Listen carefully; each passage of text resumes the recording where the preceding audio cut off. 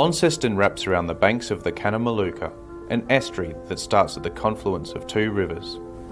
It has always been a meeting ground, an area where people came together. First for the island's Aboriginal people, whose various clans followed the seasons and met on the banks to trade. And now for an emerging food and beverage culture that has seen Launceston named a UNESCO City of Gastronomy. What better place to call home for the Startup Bootcamp Food Innovation Program than here? Tasmania and its beautiful cities have the best conditions for growing food and wine, some of the cleanest air on the planet, and the first of all the Australian states to become carbon negative. This is where the opportunity lies. In bringing together one of the world's richest agricultural conditions and food industries with modern technology to transform the way we feed our growing population. The 10 early stage startups in the Food Innovation Program are each committed to create a circular economy for the food industry in Tasmania, Australia and abroad. These passionate founders have been working to validate their solutions, connect with the local ecosystem and grow their startups to impact the industry. Presenting the 10 startups showcasing their solutions. Welcome to Demo Day, celebrating the growing Tasmanian food innovation ecosystem.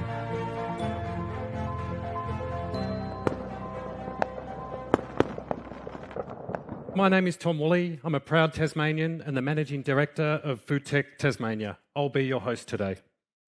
I'm particularly excited that we're hosting this program in my hometown of Launceston, Tasmania, a UNESCO Creative City of Gastronomy. With the cleanest air in the world, a diverse, integrated horticulture, agriculture and aquaculture sector producing products for the globe, there isn't a better place to hold Startup Bootcamp's Southern Hemisphere Food and Agri-Tech Accelerator. I'd now like to invite Nanette Shaw, Trawulway Tylerall Bunurong Elder, to speak.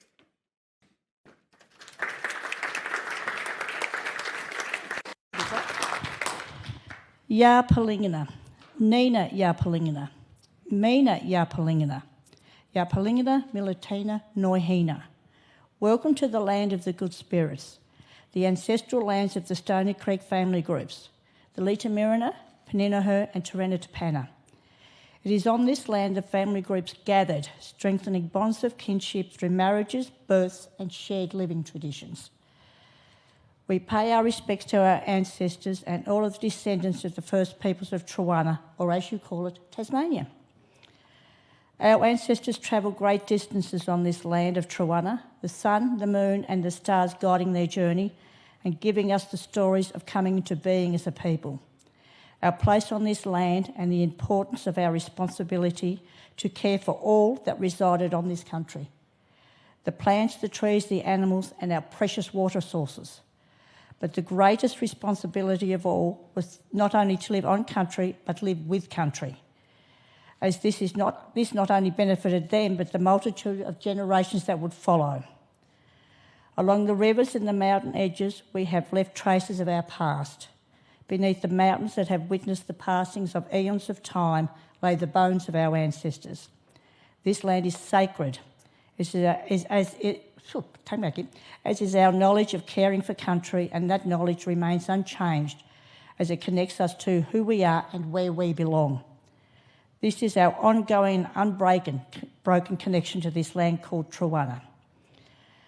As a people, our ancestors had to learn to live with an ever-changing alien environment, which consisted of 2 ice ages. We were still part of a very large landmass, now called Australia, but as the earth warmed and the ice melted, over generations we were separated from that small island at the top. That separation became what is now called Bass Strait, a rather treacherous body of water.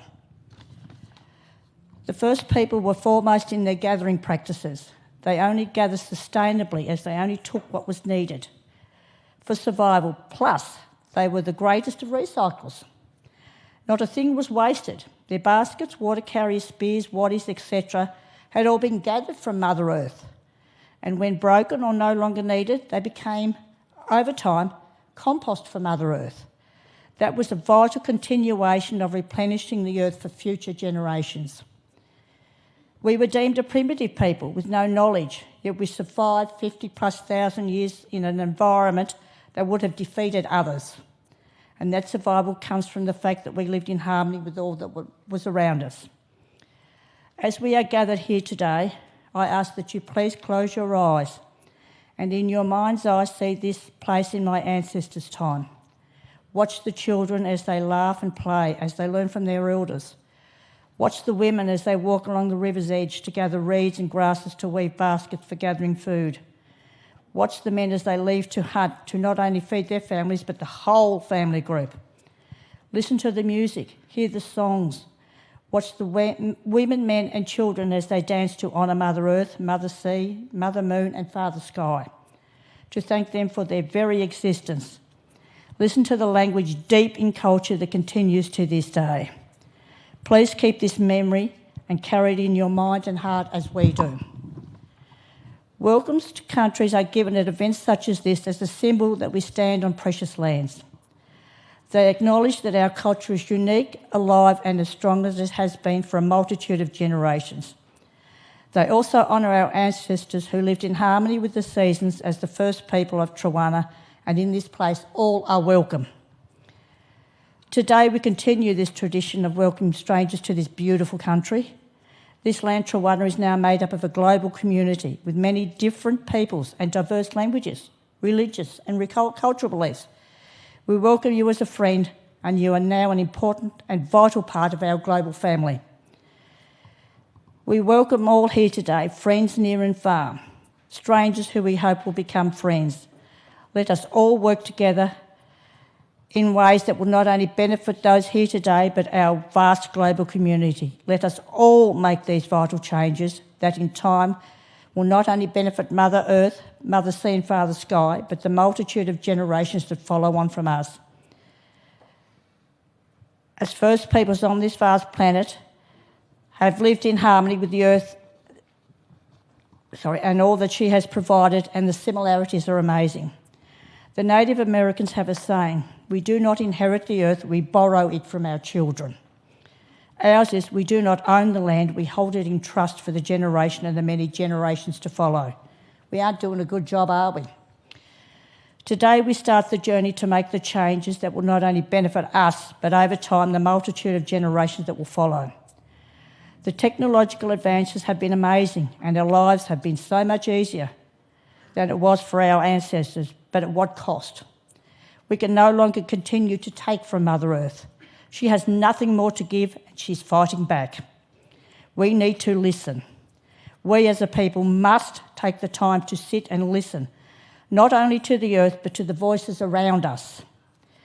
There are wonderful people who are looking to make changes and do their best to undo the wrongs that we have done by our complete and utter disrespect for this planet. Instead of us always taking, let us start giving back. Mother Earth is waiting. Let the innovations being showcased today be the first step in a vitally important change in our way of thinking. Let this be the start of the change that in time will not only benefit Mother Earth, Mother Sea and Father Sky, but ultimately the many generations to follow. Have a great evening and let us all continue on this journey of healing in a place I call Tarwana, my home and eventually this planet, the only one we have. Naranini tu Wulika.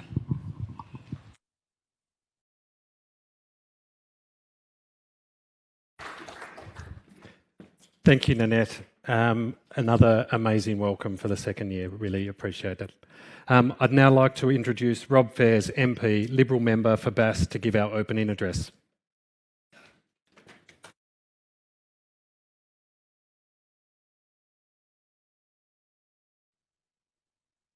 That's rare, politician getting a round of applause. But thank you. I'm delighted to be here. Big thanks to Nanette for that wonderful welcome to country. I too would like to pay my respects to the traditional custodians of this great land and elders past and present. It is great to be here today on behalf of Premier Jeremy Rockcliffe, who unfortunately has had other commitments, but I know he was torn and he really wanted to be here, but couldn't. Jeremy, of course, is a farmer and someone who has always had an eye towards emerging technology. I know he's followed the progress of Startupbootcamp's food and agri-tech closely and is very pleased with the results. He's asked me to pass on his massive congratulations to each of you for completing this fantastic program, and to Startup Bootcamp's Anna Barlow, Tom Woolley and the rest of the team for its successful delivery. So how about a round of applause for everyone? Well done. As the government's principal entity to attract and support investment in the state, the OCG works with businesses considering investing in Tasmania, and we know how vital that is. Often those businesses are very well established, big balance sheets, lots of staff, developed products and customers, and markets they are looking to expand. The OCG has supported Startup Bootcamp at the other end of the investment attraction spectrum. These startups ask, what are the gaps in the market and the emerging opportunities that a disruptive idea or technology can fill? The startups have developed and scaled innovative solutions that address real industry challenges and opportunities for that matter, and these efforts will drive the food industry towards greater sustainability. We have seen some great collaborations and opportunities unfold here in Tasmania. These collaborations came in a variety of ways, be they supply chain partnerships, research and testing, customer development, mentoring, and ultimately, as we all know, it's so important here, building relationships. The continued promotion of the Tasmanian brand to the global market positions the state to be an internationally recognised food and agri innovation hub. I think we are already, but we can always do more. We hope and encourage you all to keep those relationships nurtured. Congratulations once again to everyone involved in the program, and thank you for the opportunity to be part of it. Well done.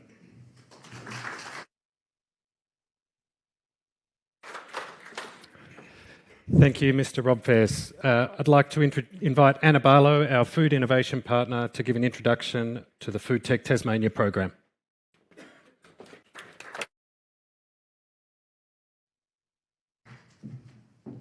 Good afternoon, everyone. Welcome to our 2024 FoodTech Tasmania Demo Day.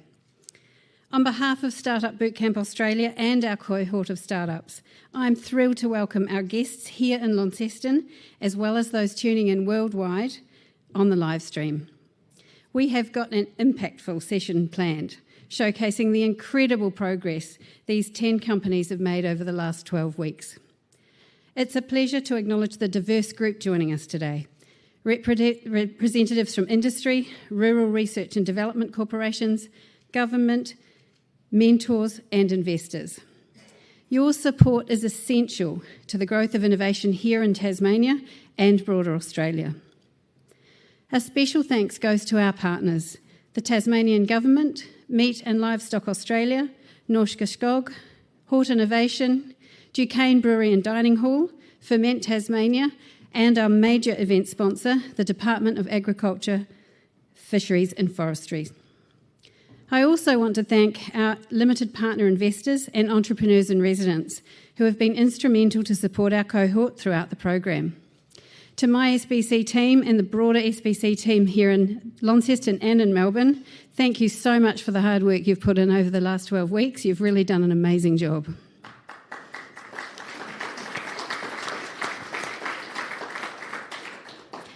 At Startup Bootcamp, our vision is to tackle society's biggest challenges through sustainable, impactful innovation. Since 2010, we've helped accelerate over 1,700 companies, and they have collectively raised nearly $3 billion in funding. Our goal, and we're not finished, is to reach and support and accelerate 100,000 startups by 2030.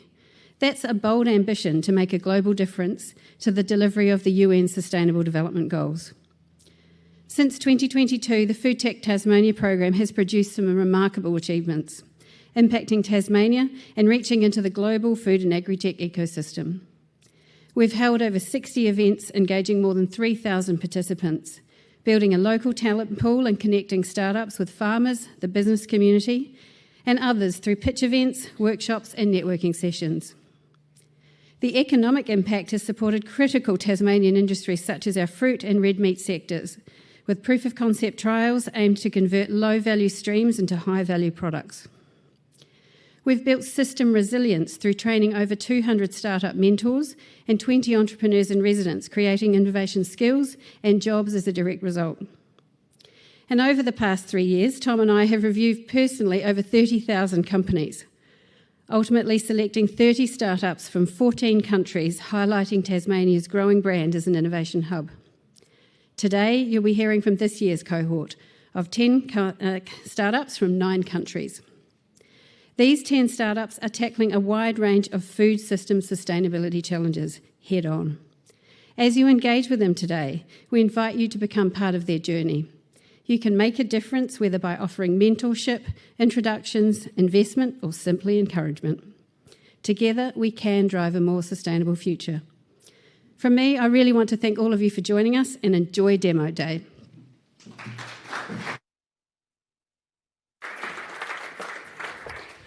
Thanks, Anna. I'd like to invite John Perry, Coordinator General from the State of Tasmania, to join the podium as the first keynote speaker.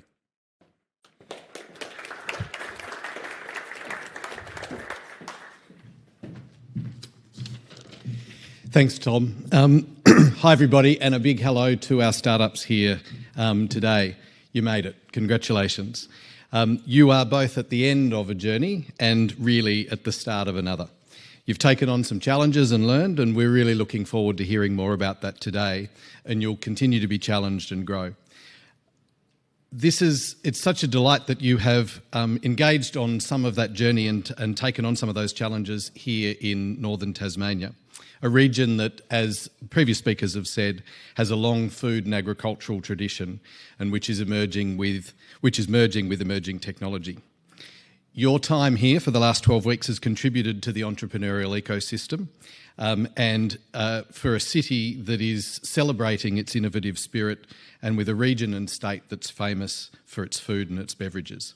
That's why our office and the Tasmanian Government more broadly are so delighted to support this Food and Agritech Accelerator program. You formed today, and indeed over the last 12 weeks and well into the future, a greater group that includes the 2 previous startup cohorts that have worked and learned in Tasmania's and Launceston's historic Macquarie House and the wonderful enterprise spaces in Launceston and more broadly in Hobart, and alongside other startups that have come together to share ideas and resources. In some ways, you've sort of followed in the footsteps of Macquarie House's founder, a 20-year-old Henry Reid who landed in Hobart 200 years ago with a bit of money and literally walked 200 kilometres all the way to Launceston to start his business enterprise and became one of Launceston's first entrepreneurs and philanthropists. But you've also followed in a much deeper and enduring connection to country of our First Nations people that Nanette talked about today and who manage the land and its bounty. As global startups, you've also brought to Tasmania some tremendous learnings and collaborative opportunities and your own experience and perspectives. All 3 cohorts, as Anna talked about, have been highly engaged and built strong relationships here in Tasmania. We look forward to each of you building and continuing in your connection here and converting at least some of those into enduring and productive partnerships. Indeed, like many, our team and other people from Launceston, Northern Tasmania and Tasmania more broadly remain keen to support in any way that we can possibly. We really look forward to your ongoing connection, can't wait to hear your pitches today and hope that this place forms a very productive part of your future journeys. Thank you.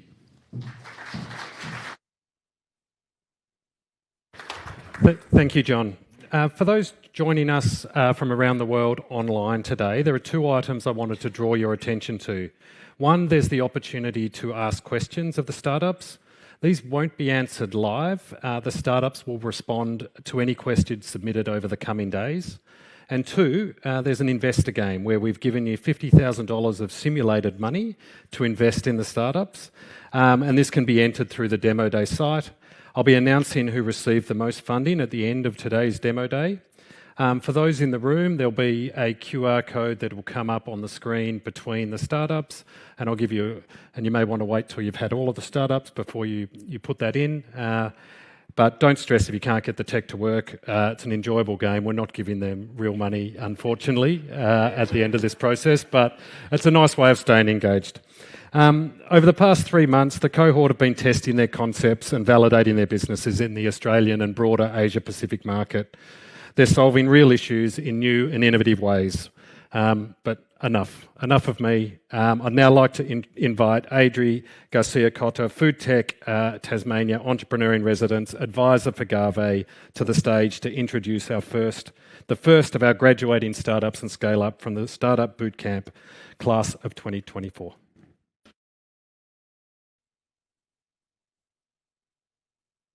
Whoa, so heavy being the first one in here. Thank you for that. Well, I'm Adriana. I'm the head of sustainability of Gavé. And having worked in impact businesses and purpose-driven businesses for over 8 years, I have to say it's been such a pleasure to work with Gavé over the past few months and essentially build more around the story of the why people, why regeneration, why local traditions, why agriculture, and most importantly, why Tasmania. But I'm not going to tell you anymore. I have to say I'm extremely excited to introduce Hector, CEO and fellow Mexican, into the stage to tell you a bit more about Gavé. Bang! Thank you, Adri. So the place I come from looks like this. And as Adri mentioned, is in Mexico. This place was once a thriving ecosystem, but now it looks more of a desert thanks to overgrazing. And this is a problem worldwide. The numbers are shocking. About 25% of global land area has been degraded, most of it due to unsustainable agriculture. And how can we solve this? We know how to solve this. We need to regenerate the land. But the problem is there are few to no financial models to make the money flow in this direction. And here's the good news. At Gavé, we are solving this by bringing the money to the people on the ground doing the restoration and by providing a financial return to the people doing the funding. So we're basically making profitable to restore the world. And our secret weapon, the agave, I think there should be an agave in the Mexican flag instead of an eagle. But anyway, this plant, it grows anywhere, even in the desert. And if done right, it can bring biodiversity back, and it can improve soil health. And what's more, it's in demand. The tequila industry is moving towards sustainable agave, and they're struggling to have enough for their demand. But there are many more uses for it too.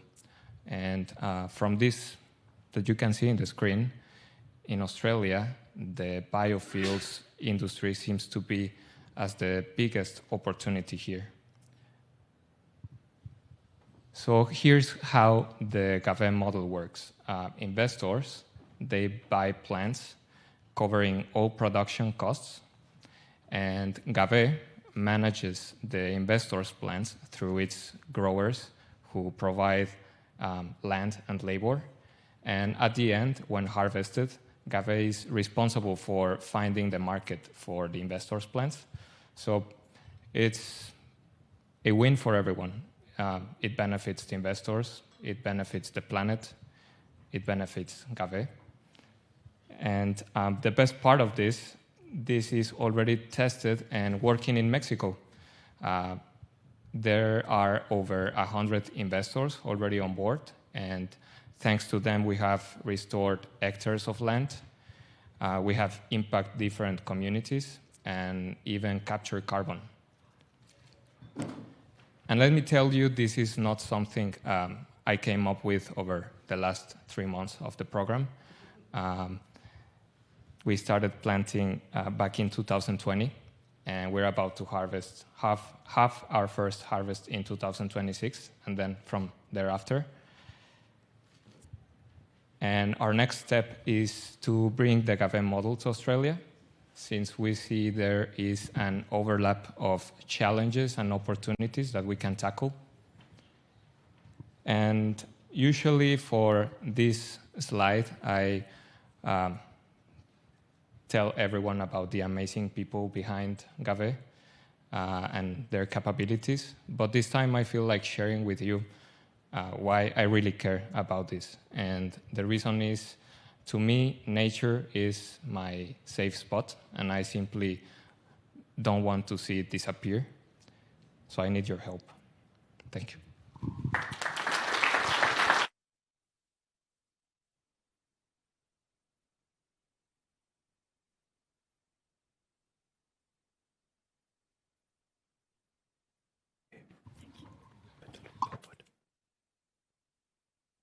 Good afternoon, everyone. Michael Landman. So I work for Norske Skog at the Boyer Mill in southern Tasmania. I work in business development and wear a few other hats. But for those of you who don't know who we are and what we do, our business utilises sustainably managed and certified plantation forestry residues to make various paper grades, so newsprint, advertising, book, copy paper. I think some of you are probably holding some of our paper right now. These products in Australia have exceptional collection and recycling rates after first use. But we also generate residues and byproducts that, while still possessing value, with a variety of beneficial reuses, can be challenging to use at their best potential. A common obstacle is that conventional technologies to expand use cases or add value often have technical and economic challenges. This is why I'm thrilled to introduce Annika from Adar Technologies. So Annika is about to tell you more about Adar's technology that aims to disrupt in this space to solve the waste challenge problem for a range of industries like ours that similarly use organic inputs and generate byproducts with unrealised potential.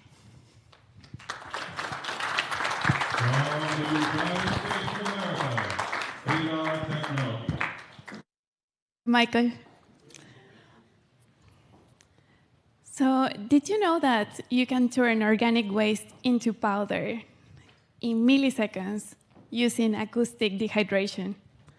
That's exactly what Adar is doing with its revolutionary technology. My name is Annika, and I represent Adar Technology. So, waste is one of the biggest challenges across different industries in Australia and globally. And the challenge with waste is that it's wet, it's heavy, and it's very expensive to dispose. Very often it ends up in landfills, wasting valuable resources and harming the environment. So the best way to deal with this is by drying it. But existing technologies like spray drying or freeze drying are expensive, inefficient, and very energy intensive, adding more to the problem instead of solving it.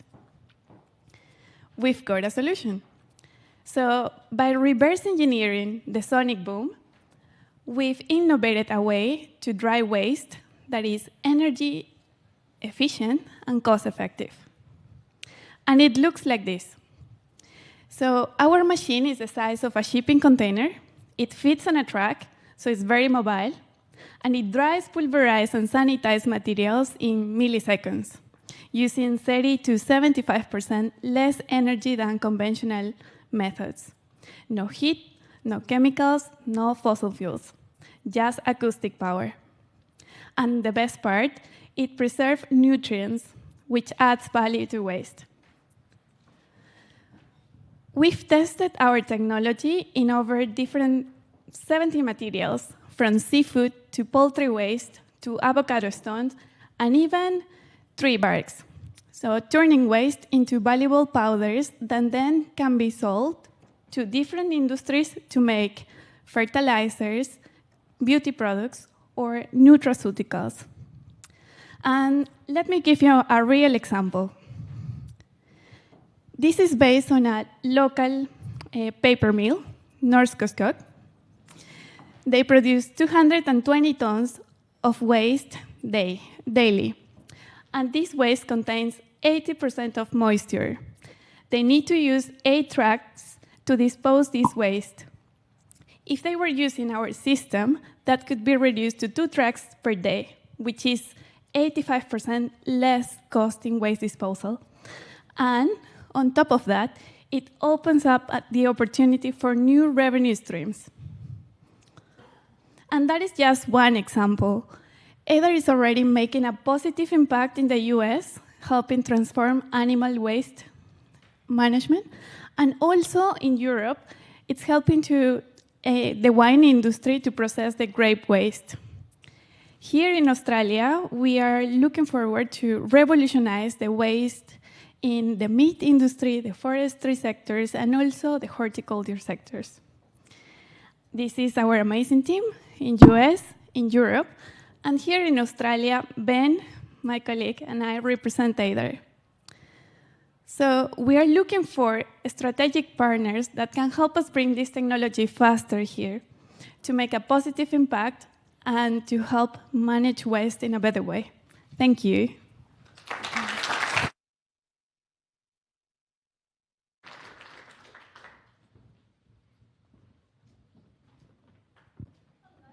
Wow, what a fantastic afternoon. I'm really enjoying the energy that everyone's bringing.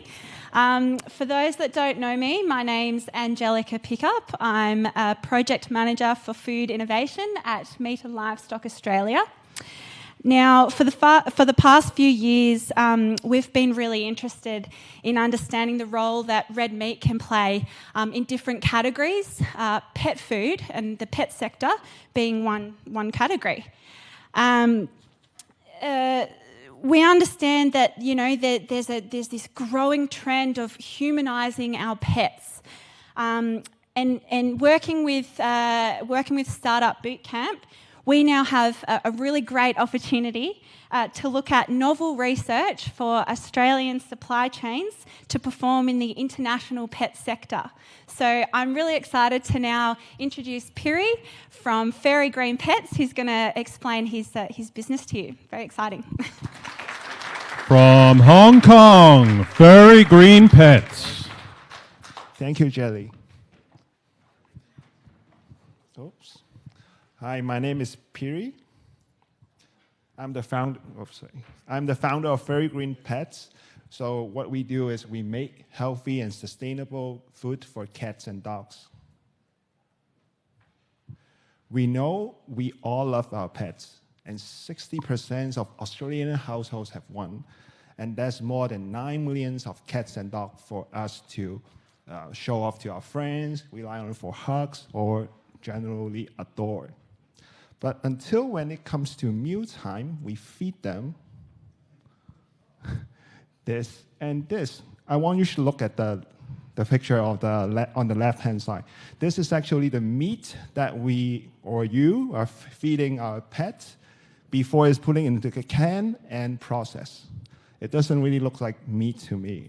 And whether it is can or kibbles, it's hard for human to tell the quality of the ingredients. And there may be unwanted chemical fillers and preservative in there. So it's often food that leads to that sloppy poo that nobody wants to pick up. Everyone understands. Yes, and bad food leads to a lower energy and even shorten their lifetimes. And meanwhile, good food is being wasted. Take the offal, for example. We're talking about liver or heart from a cow or lamb. In Asia, we eat them. It's delicacy. But in here, you don't. So many of them going to waste. And across the entire food system, from restaurant, supermarket, wholesale market, all the way up, 30% of everything is wasted. So this is how we come into play. So Furry Green, we take this still good human food ingredients, and we work with vets and nutritionists and create recipe for lower temperature cooking. And we turn them into fresh pet food that is highly digestible, nutritionally balanced, and delicious. And the result?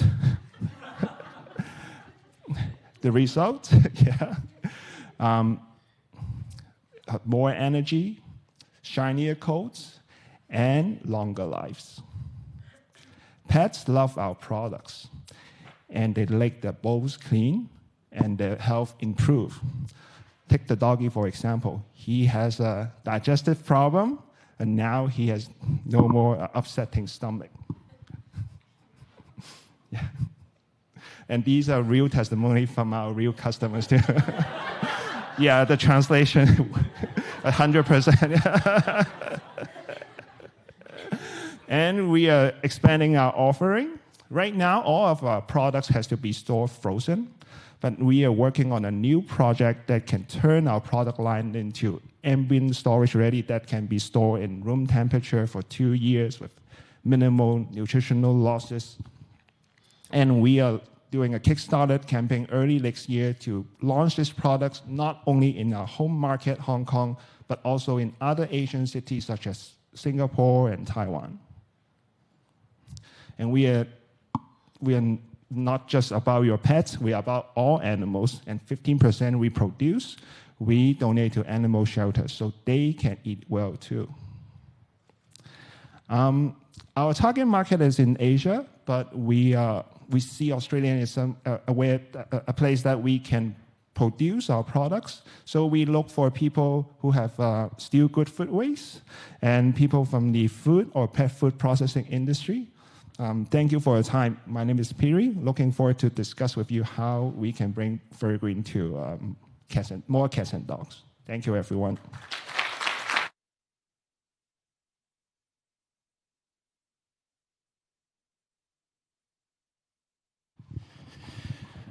Hi, my name is Dwayne Barakar. I work for the Tasmanian Waste and Resource Recovery Board. I'm at pains to point out that my comments are personal because my boss, Hugh Christie, is sitting in the room.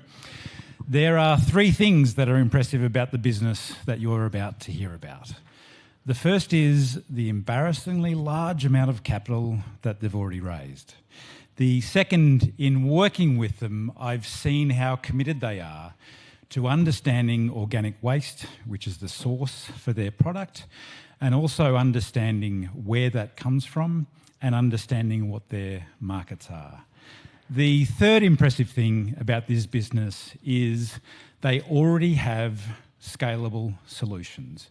And this is one of the things that breaks the back of small businesses as they try to go through this journey. Please welcome Dr. Ludmilla. From the United Arab Emirates, Circa Biotech.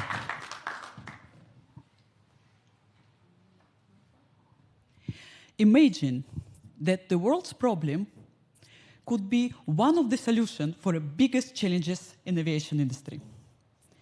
At Circa Biotech, we do exactly that. We transform organic food waste into sustainable aviation fuel, or SAF, using the humble insect of a black soldier fly. Hello, everyone. My name is Dr. Lyudmila Prozorova, and I'm co-founder and COO of Circa Biotech. International regulations require 2% of aviation fuel must be sustainable already in 2025, ramping up by 70% by 2050. Let's face the reality that traditional sources of SAF just not going to cut it. Meanwhile, 1/3 of the food produced globally is wasted.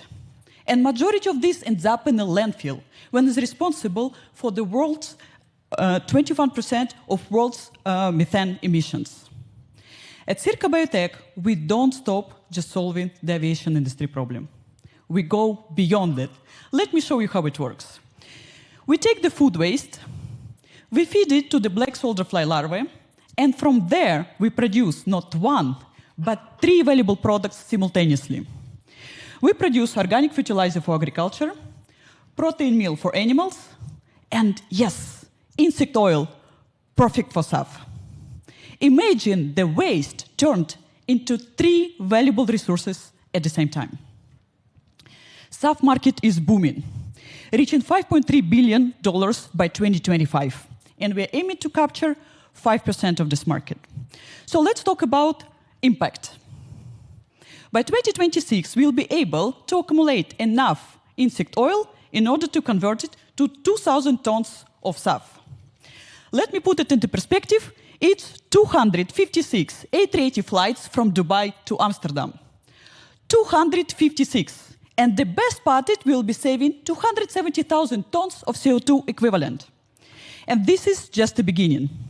Our aim is to get $62 million in SAF revenue by 2028, covering the production gap. What sets us apart is our unique feedstock is not only comparable with traditional sources for SAF, like used cooking oil, it significantly outperforms it. With higher conversion rates, cheaper price, and no need for costly infrastructure, we offer the solution which is both operationally and commercially superior. And with our unique location in the Middle East, we are positioned to serve the key aviation hubs in the world. We didn't come here overnight. We started with the vision. We completed the MVP project, a lab-scale SAF project with Abu Dhabi National Oil Company, when we discovered the true potential of our insect oil. Currently, we are scaling up by 1,600 square meter production capacity. And our roadmap is clear. We are looking to partner with leading energy companies to complete the pilot project for SAF, certify and validate our feedstock. And our end goal is to reach $62 million in SAF revenue covering the production gap. With our revenue, we built our facility. Now we are looking for $3 million of investment in order to bring our revenue to $62 million in SAF revenue by 2028 and covering the SAF production gap. This would not be possible without team. Experts in biotechnology, supply chain, and engineering. We are also supported by advisory board experts in aviation and energy industry. Join us. Invest in Circa Biotech. Let's revolutionize the aviation industry together with the solution, which is sustainable, scalable, and incredibly powerful. Let's turn the waste into flight. Thank you.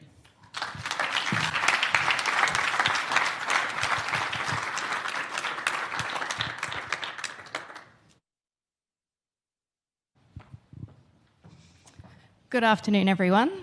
I'm Kirsty Hall, Business Developer for Natural Trace. And some of you may recognise me. I actually was pitching up here last year. So Natural Trace is a Singapore-based biotechnology company, and we offer a traceability solution for the global food supply chain. And I know firsthand the excitement of pitching and the value of this experience. At Natural Trace, we bring transparency and integrity to supply chains through our traceability solution. And so I was very inspired to learn about the next startup, Terralima, and their meaningful work. Terralima is addressing one of agriculture's biggest challenges: how to empower farmers to thrive while ensuring quality and sustainability in the supply chain. By helping farmers to connect directly with buyers, Terralima isn't just supporting individual producers, they're creating a value chain that benefits everyone and ultimately leads to a more resilient food system. Roy and his team are making a real difference by supporting farmers and ensuring that the quality they bring on their food is recognised and, most importantly, rewarded financially. Today, Roy is here from Kenya to share Terralima's journey, their innovation, and the positive impact they're creating. Please join me in welcoming Roy to the online stage for his demo day pitch. Thank you. Calling in from Kenya, Terralima. All right. Hello, everyone. Now, African smallholder farmers produce some of the best tea and coffee in the world. However, international buyers find it increasingly difficult to access these commodities because of the lack of traceability and transparency that will allow them to continue meeting their sustainability goals as they source from these farmers. Farmers, on the other hand, remain financially excluded, which affects their ability to meet or weather climate shocks, as well as meet production demand. And that's why we're building Terralima, which is a digital commodity chain platform that delivers high-quality commodities from African smallholder farmers with the traceability data included. Farmers, on the other hand, get access to essential digital financial services, as well as continued access to global markets. Now, our system sits in the middle of the supply chain. On the one hand, we connect farmers to producer groups with the traceability data embedded. And then these producer groups or co-ops are able to continue accessing international markets with the sustainability data that is demanded by these markets. Because these farmers are paid through our platform, we are also able to provide the transaction data that embedded finance partners require to then provide loans, insurance, and carbon credits to these farmers. Our business model is quite simple. On the supply side, we charge a subscription fee for the platform. We also charge transaction fees for the digital financial services that are provided through our platform. On the demand side, we make a commission from the trades done on our platform for the commodities. Now we're working off the huge world tea trade worth about $24 billion, and are starting off by concentrating in Kenya.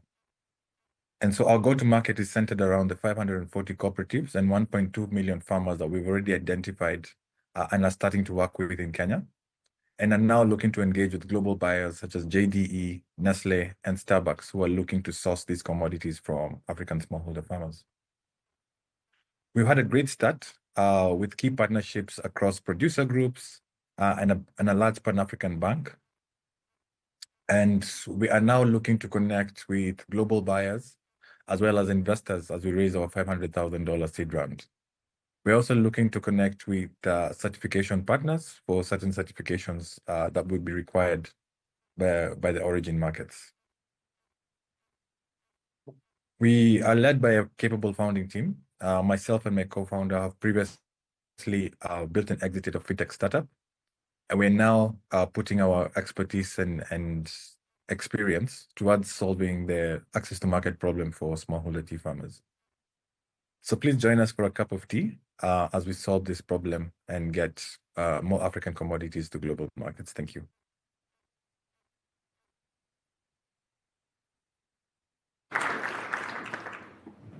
Thank you, Roy. Strong start. Really strong start. Well done. We're halfway through the pitches. I'd like to call our second keynote speaker, John Martin. John is the Program Manager at Meat and Livestock Australia, one of our major corporate partners and supporters of our FoodTech Tasmania program.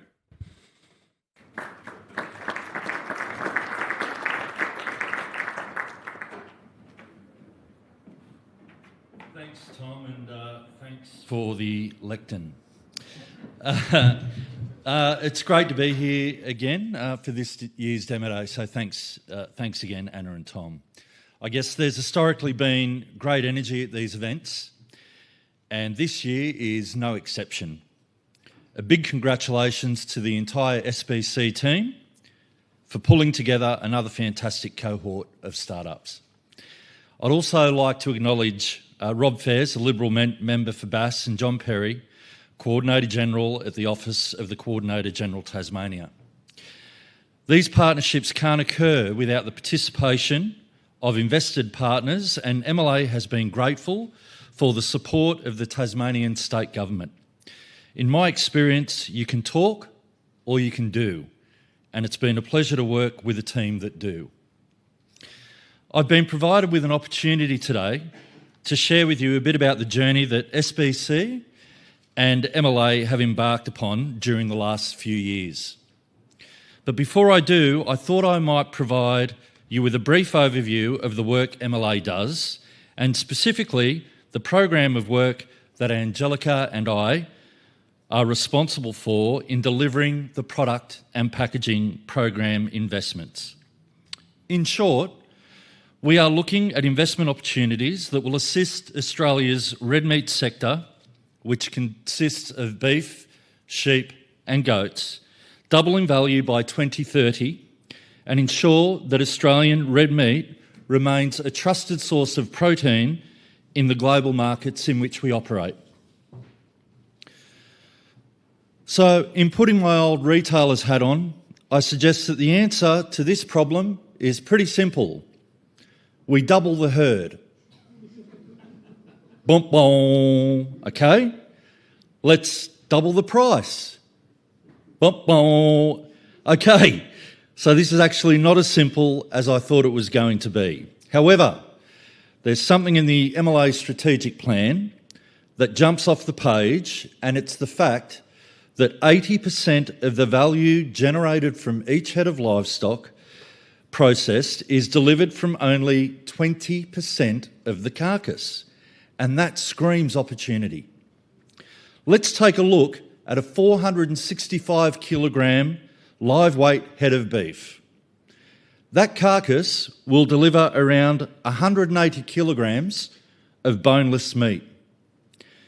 It's also going to generate a hide weighing about 40 kilos, blood weighing about 18 kilos, fat and bone weighing about 82 kilos, edible offal weighing 14 kilos.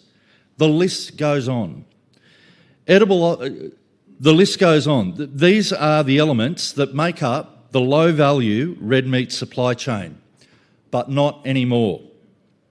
We call this the fifth quarter, and we're making investments to demonstrate how meaningful additional value can be generated and captured for the sector. In fact, today, only 40% of the carcass is considered edible, with the balance being classified as inedible. And we've got an impending global shortage of protein. It's really a bit head-scratching, and we need to do something about it. Enter Anna and the SBC team. We spend a lot of time sharing insights around our industry and strategic imperatives. We discuss the global trends around health and well-being, the emergence of the nutraceutical segment, the needs of a rapidly ageing global population, the role of functional foods in today's society, and the ongoing humanisation of pets. And here you are. The reality is that we're not going to address these big challenges without new thinking. Remember Einstein's definition of insanity. Insanity is doing the same thing over and over and expecting a different outcome. We need to think differently. We need to behave differently, and we need to engage with global ecosystems differently. What are the interventions that can disrupt a huge and entrenched, low-margin, high-volume sector that competes in commodity markets? What are the new drying platforms that can help transform a 7-kilo beef liver, valued at $10 in the commodity market, into 2 kilos of dried liver ingredient powder worth $160? What are the new collagen extraction methods that can convert a 5-kilogram sheepskin into a kilo of collagen that can have a retail value of up to $500? What are the new tech platforms that can create shelf-stable meat products that eliminate the need to continue to use expensive and emission-intensive chilled supply chains? Last year, industry generated 357,000 tonnes of beef bones. It's estimated that more than 80% of these bones went to rendering, and this generated around $375 per tonne in value. What are the tech platforms and usage occasions that can be investigated which will derive a greater value for industry than 37 cents per kilogram? These are the novel technologies that need to be researched to allow us to find the answers. And this is where you all come in. Old ways don't open new doors. And we need to understand what new innovations are available to disrupt these existing supply chains. Critically, what are the new consumer markets and channels we can research, develop and open that will create and drive further demand for Australia's red meat value chain? I hope that for all of the startups here this afternoon, you see this as the beginning of your journey and not the end. I can only speak on behalf of the Australian red meat industry, but some of these challenges are not going to be easy to resolve. It's going to take persistence. It's going to take perseverance. and a bit of sweat equity to get a seat at the table and start the journey of change. To the SBC team, it's been incredibly rewarding to have had the opportunity to work and learn from you. And as I mentioned previously, these things simply couldn't have happened without the support of the state government. So to Rob and John, once again, thank you. Startups, it's now over to you. Onwards and upwards.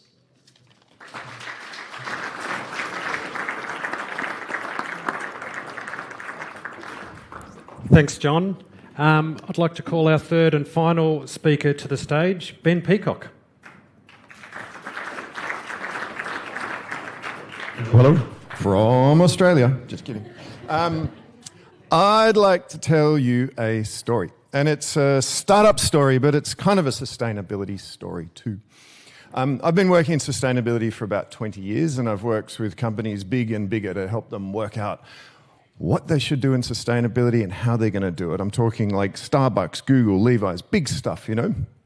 And you'd think that when you're talking that out of town, it would be easy. But I can tell you, of 20 years experience, I reckon I've spent 19 of them just trying to work with teams to understand how we push it up the line to boards and management that this stuff is urgent and important.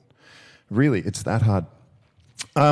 If I tell you that 80% of the world's forested areas are gone, you get that that's urgent. If I tell you 80% of that is due to agriculture, you go, okay, I see that we need to change how farming's done.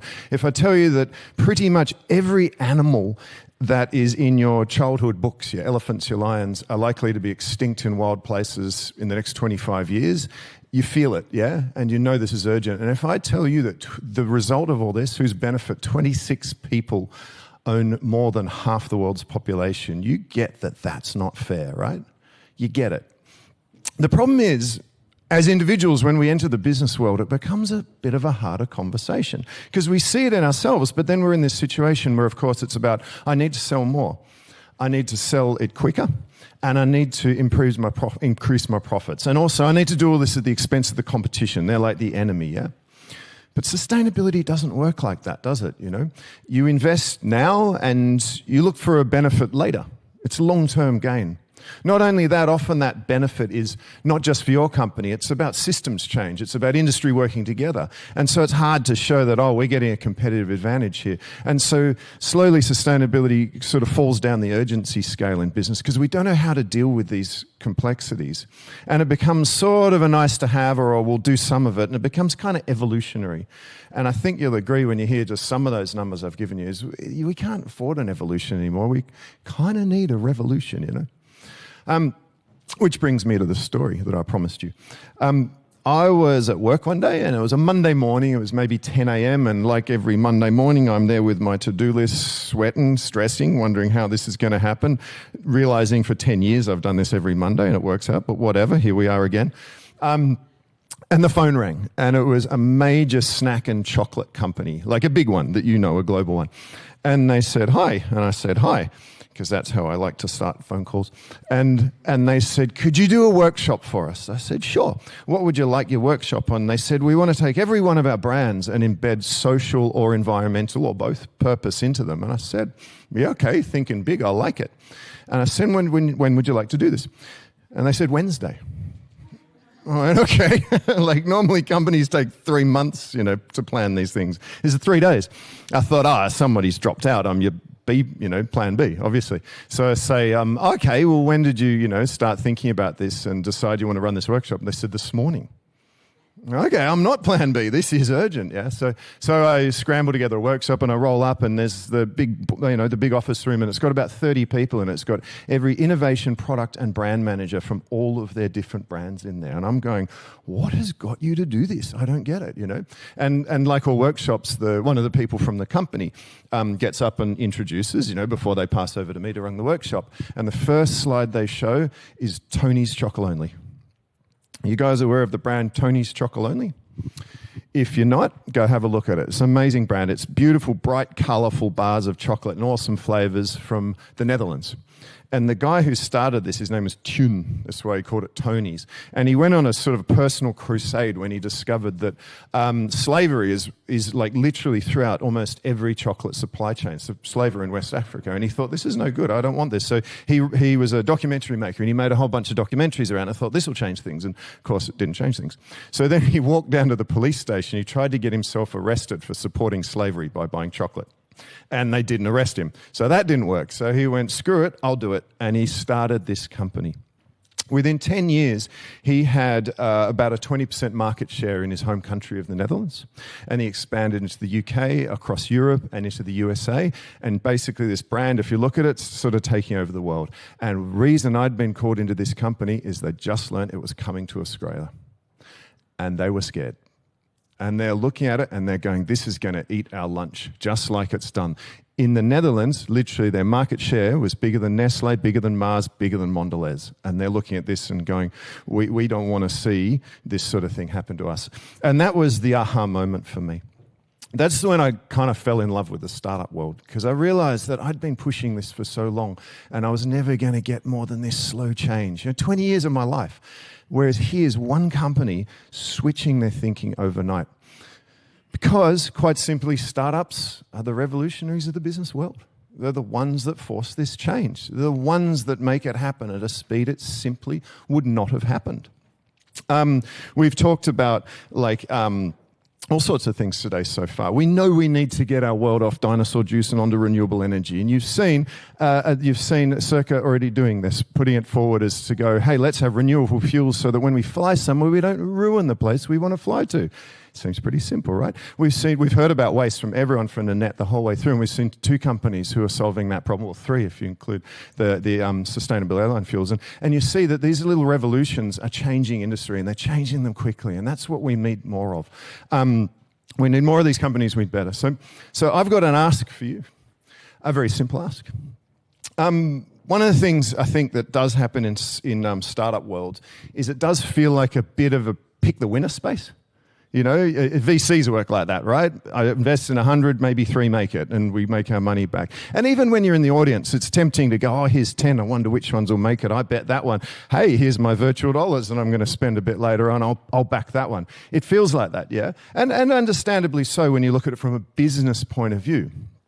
But my message to you guys is, if we only look at this as a business point of view, all these businesses have good business acumen behind them, but really, if we want to change this world, we don't want 3% of them to make it. We need them all to make it, you know? So I've got a simple request.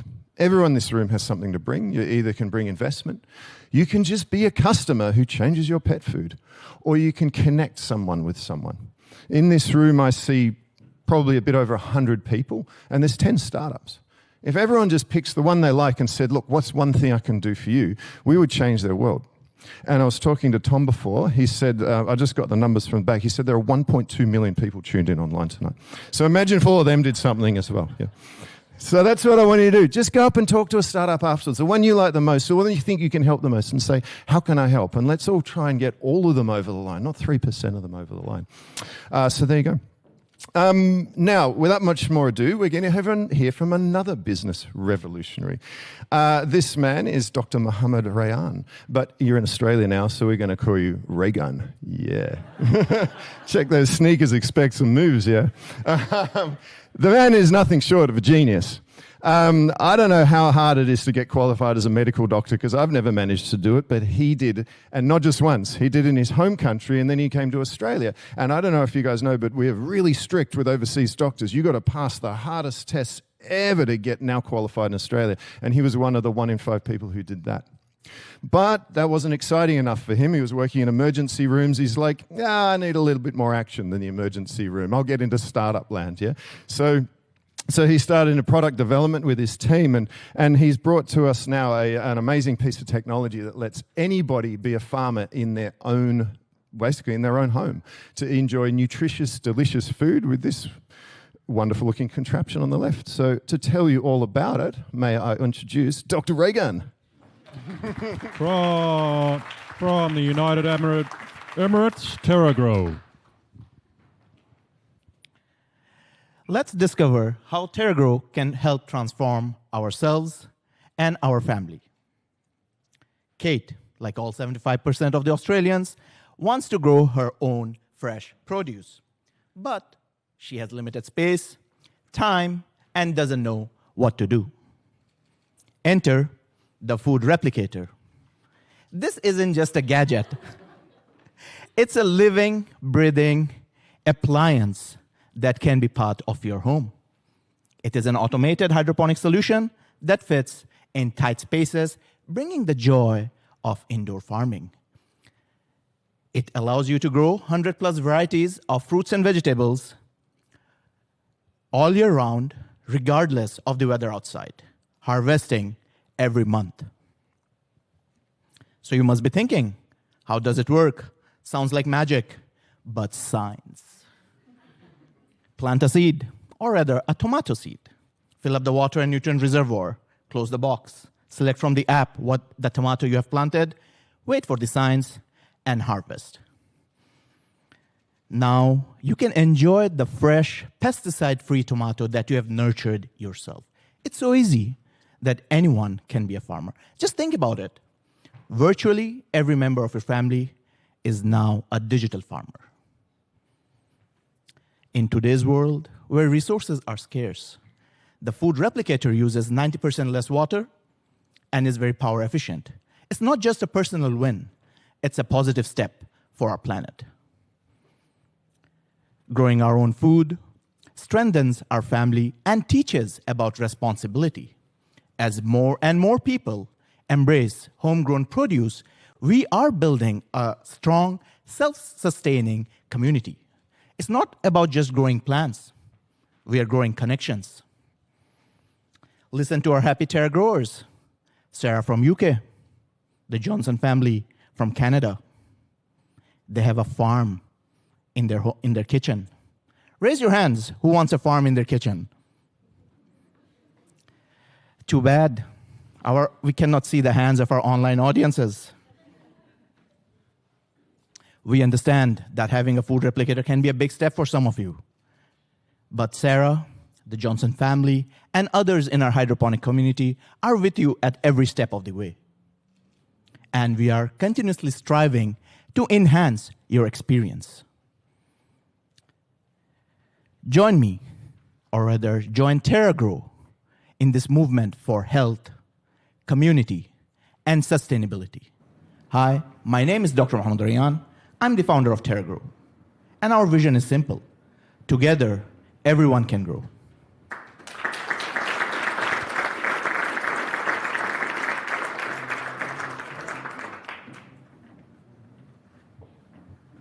Invest in science.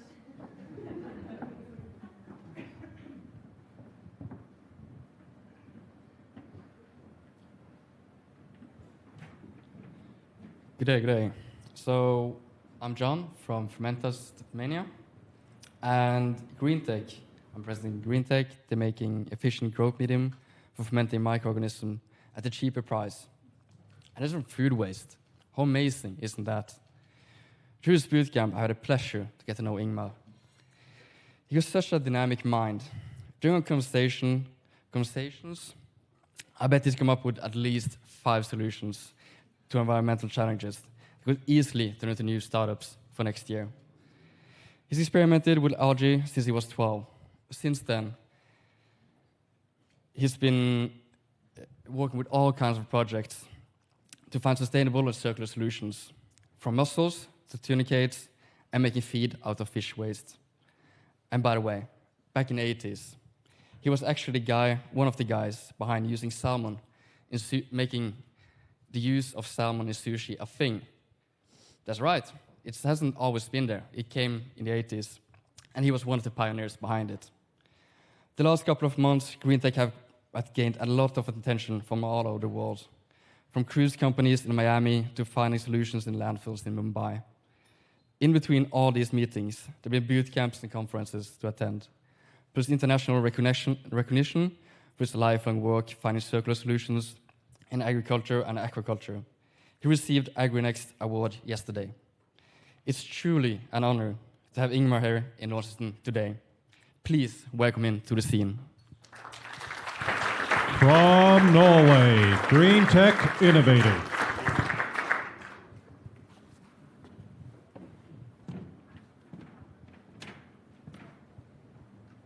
Thank you very much for the warm introduction, John, and thank you very much for giving me the opportunity to present our sustainable food waste solution. In GreenTech Innovators, we have a mission, and our mission is to give waste a value. There are many problems in the world, and in GreenTech Innovators, we are solving two of the problems. Problem number one is the food waste. And problem number two is the global demand for healthy omega-3 oils and protein for the aquaculture industry. This is the problem, a dirty business, creating only environmental problems and no value creation. Our solution is to produce growth media for fermentation to be used for production of microalgae. And our business model is to grow internationally in partnership with a local waste management company and get revenue from sales of technology, sales of growth media for fermentation, and sales of microalgae as aquaculture feed. We have got a lot of traction recently. We have a contract and partners in the local waste management company Beer in Bergen, Norway, and we have partners in Lithuania and Portugal. We also have a joint venture with partners in United States. All these partners, they are realizing that they have a problem with landfills, and they have problems with new EU regulations. So our next goal is to establish here in Tasmania. I realize that you have problems with landfills and you need feed for the aquaculture industry, just like we do in Norway. We have a standard factory of 30,000 tons of food waste. And this is fits quite well for a city of 350,000 citizens. And we can get quite a good profit for this with up to 45% pre-tax. And the global impact is substantial. We can reduce CO2 emission with more than 100,000 tons for such a factory. So we have an international and dedicated team, and we are all dedicated to scale our solution internationally in partnership with industry and investors. We started producing or developing our product in 2020, and this year we got a successful pilot production, and we are now asking for up to 5 million euros in equity to match our grant funding and to build a demo plant, grow our team, and scale our solution internationally. So please join us in growing a sustainable solution internationally and give us a vision to reduce CO2 emission, increase global food production, and give waste a value. So we have a solution to urban pollution. Thank you for your attention.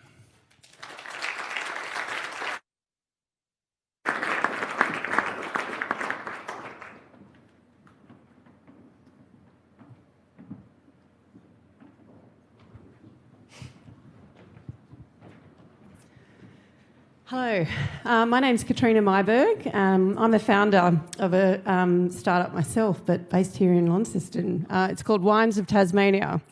It's a local online wine subscription and gift company, and we curate the finest Tasmanian wine from Tasmania's best family-owned wineries.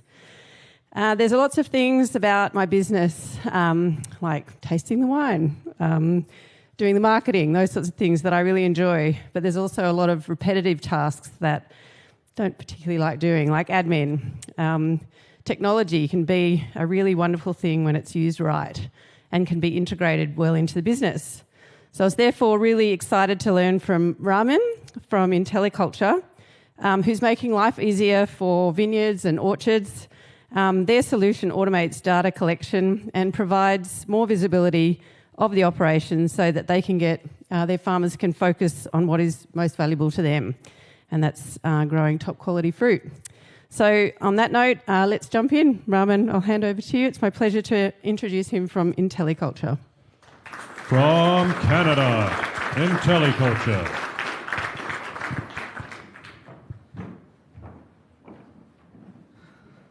All right, well, good afternoon, everyone. It's a real pleasure being here in front of you all. My name is Ramin, one of the co-founders of IntelliCulture, and what we're doing is we're automating the farm management process.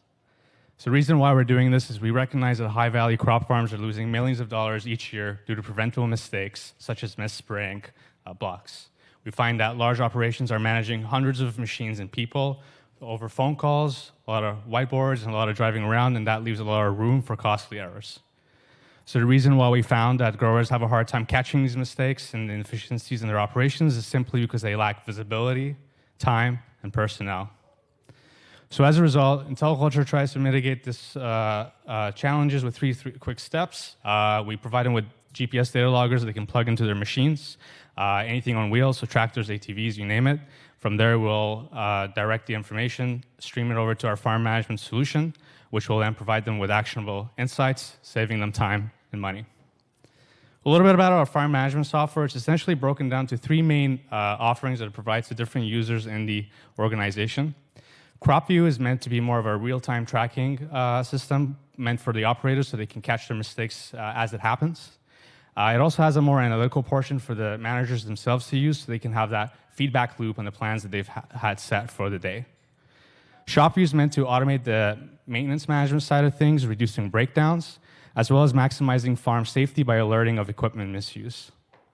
And then lastly, StatsView meant to aggregate all the data of the fleet to provide the managers and executives with seasonal insights, helping them to catch inefficiencies, as well as setting performance goals for their team to strive towards. So altogether, we found this to bring our growers 4 times the ROI on their farm, and we find them using it on a daily basis.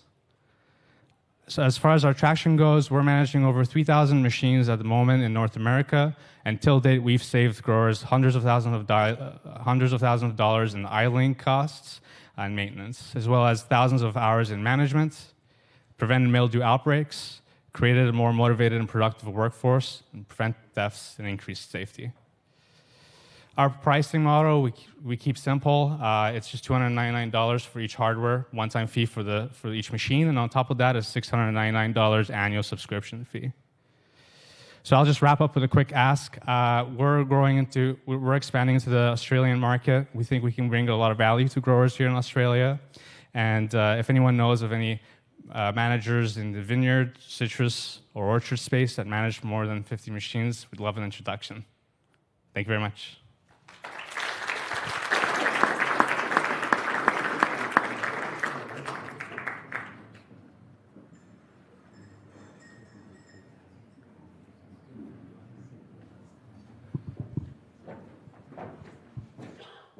So back in June, I had the luxury of a family holiday in the Cook Islands. And can you imagine my surprise when I went to go and buy a lettuce and they wanted to charge me $30? I then discovered that the lettuces in the Cook Islands, Fiji, and a lot of the island nations that surround us are imported from here or from New Zealand. And I thought to myself, I'd been talking to this company from India. Wouldn't it be great if they could help growers in those countries feed themselves and all the tourists that want to eat there some healthy produce? And so with that, I'm going to introduce you to Vihari from Urban Kissan, who's going to tell you how they can do it. From India, Urban Kissan.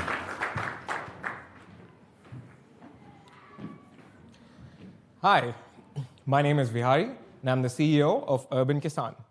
We're changing the way how the world grows. Did you know that 42% of the world imports produce? That creates a huge food security issue. Millions of people don't have access to affordable and clean food. We're using 2 times more pesticides since 2000. On the other hand, we have to grow 60% more produce due to increasing demand. How do we do this? How do we produce more with less? It's easy. We need better seeds that are higher yields, more nutritious, and more climate resilient. And we need better infrastructure that uses less land, water, energy, and capital, obviously. It's easy, isn't it? But no, it takes more than 10 years to build a new seed variety that is much more resilient than what we have today. And it takes more than 1,000 Australian dollars per square feet to build efficient farms. We've solved this. We develop new seed varieties in 2 years, and we use a tenth of capex that is needed to build these farms. We've already done this. Look at our use case in Bahamas. It's very simple. The consumer there is currently paying, like Anna mentioned, $50 per kilo for lettuce. And they're importing 90% of their produce from the United States. There are more than 500,000 people in Bahamas today who don't have access to just simple, clean food that is affordable. We built a farm that is producing food at $5, making sure that's more accessible, and we're on the way to reduce their imports to 65%. We're doing all this with less than 2 years of capital on return on investments on the capital. Here's another use case for cotton in India. It took generally more than 10 years to build new varieties because cotton consumes a lot of water. We've developed a variety in 2 years that has increased yield by 25% and reduced water usage by 30%, making it the most resilient crop today. Our IP is very simple. It's just into 2 pieces. One, we have our own seed varieties that are far more resilient. 6 of them today, 15 in the pipeline. Goal is to get to 100. We have infrastructure that is at a tenth of a cost, and we have already 5 patents on these. Our markets, island nations, almost all island nations import 80% of their food from the nearest mainland. 3 billion worth of food is imported in Middle East, and 14 billion is the overall market. Our revenue model is also very simple. We just sell hardware or lease them if you're not able to afford it. We also sell SaaS and seeds on a recurring basis. We have $4 million in LOI signed, $27 million in sales pipeline. We've raised $10 million till date, and we have partners in 15 countries. We have customers already in multiple countries, and we have collaborations with almost 4 universities in India. We're a team of farmers, scientists, and engineers. We've been backed by some of the best venture capitalists in the world, and we are here today looking for customers and investors. If you're a customer, you can start a farm in $2,500 a month. Could you believe that? And if you're an investor, come join our ongoing round. Thank you.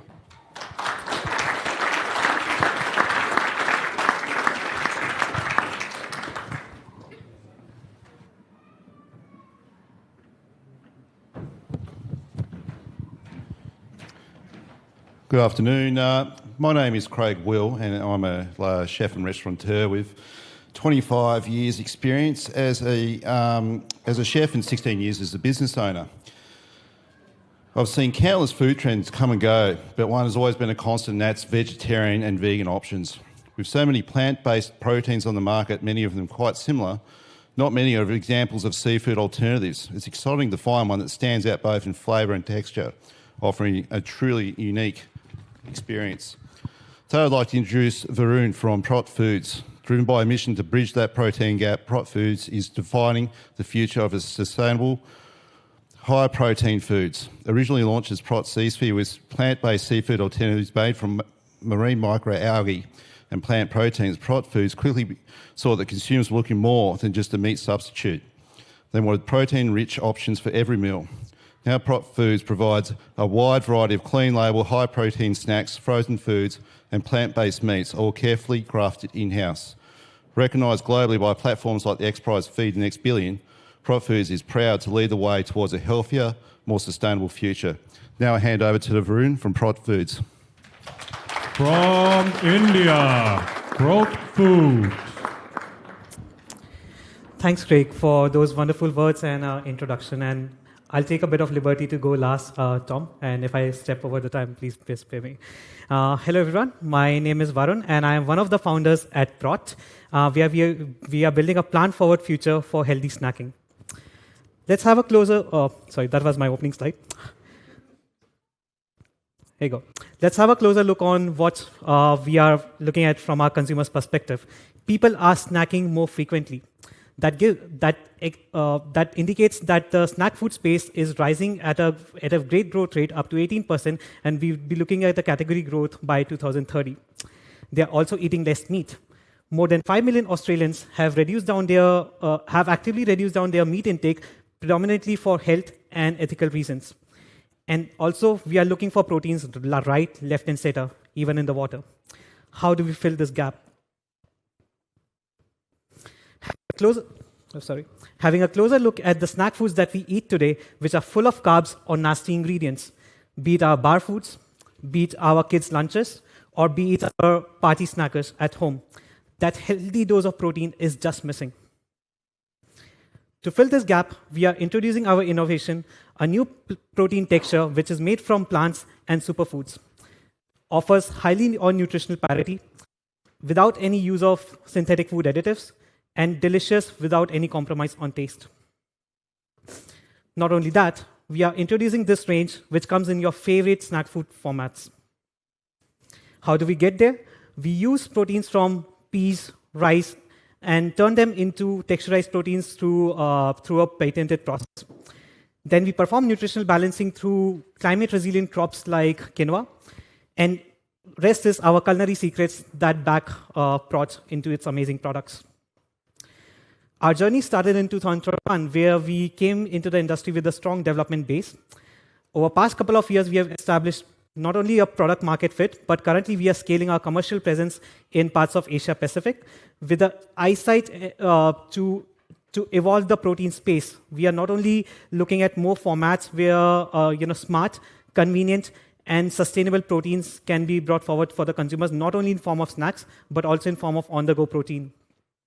And that lets us to achieve our goal, which is at Prot, we see ourselves as being your daily protein source.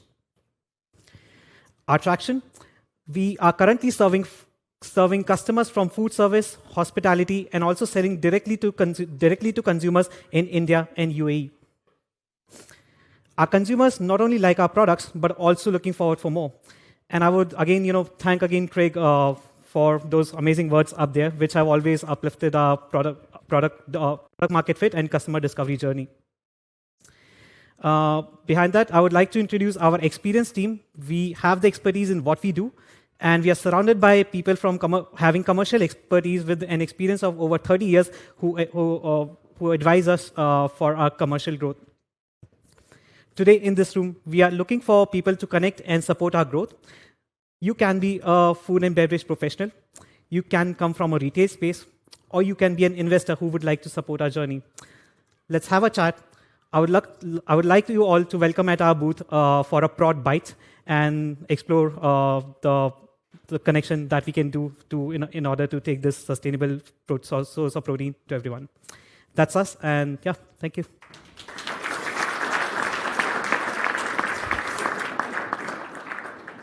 Well, amazing.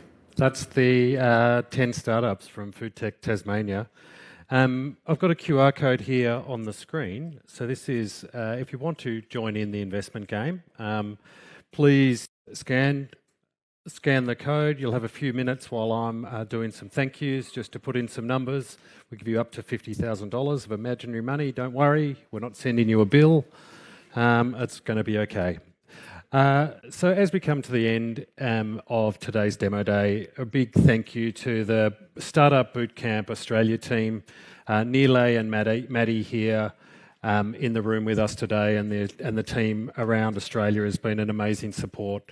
To Anna Barlow and Hinon Chang, the FoodTech Tasmania team, Soundhouse, Simon and the team, great work, amazing experience for people here in the room and online.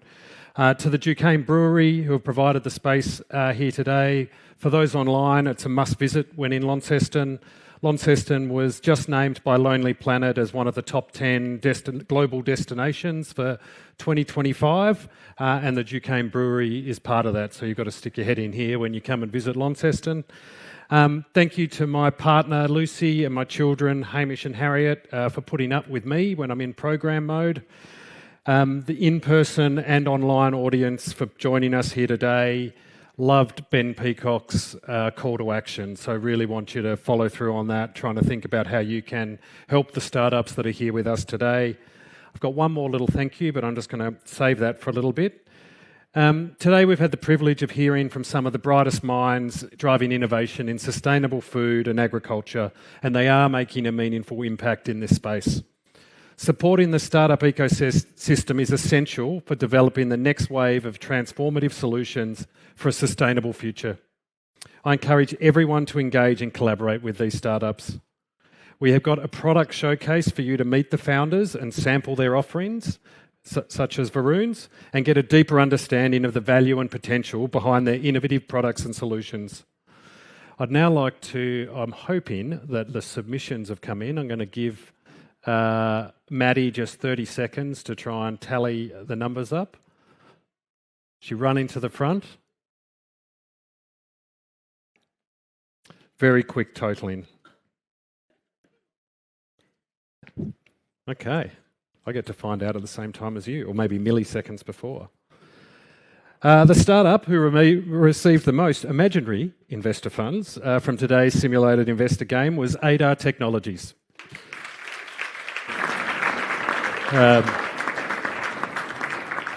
And a final thank you. So a huge thanks to the incredible FoodTech Tasmania cohort. Your dedication and the effort it took to be here for the past 3 months has been remarkable. We know it has a big impact on your lives and your families' lives, and we hope that you think it was a worthwhile experience. We've loved working with you during that time.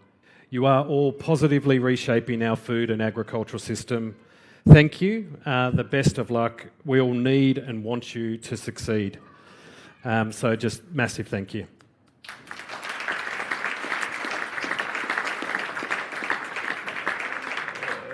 For those online, this is the end of today's event. Thank you for your attendance from all around the globe. The live stream will now be ending.